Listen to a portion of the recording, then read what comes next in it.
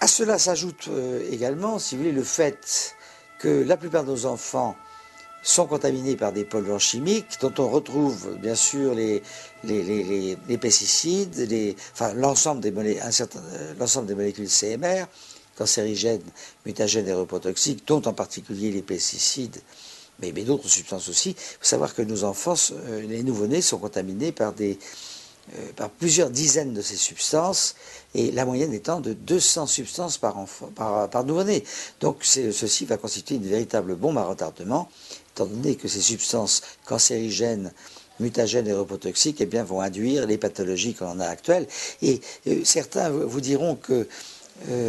actuellement tout va bien dans le meilleur des mondes, et parce qu'on vit beaucoup plus vieux, l'espérance de vie est augmentée. En fait, ce qu'il faut savoir, c'est que les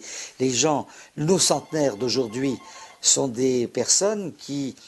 si vous voulez, sont nées et ont eu une enfance avant la pollution, et que le véritable problème, c'est la stérilité. C'est-à-dire que nous avons peut-être individuellement des gens qui vivent plus vieux, mais collectivement, à partir du moment où il y a moins d'enfants qui naissent, à cause en particulier donc des problèmes de fécondité et de stérilité qui existent aujourd'hui et qu'on relie en grande partie aux pesticides,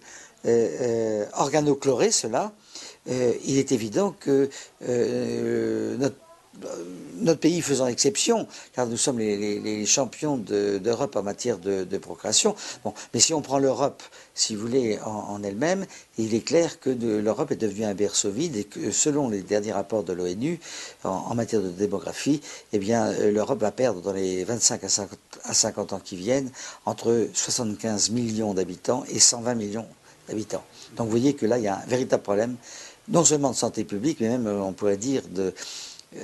géoéconomique, géopolitique, tout ce qu'on voudra, à l'échelon de l'Europe.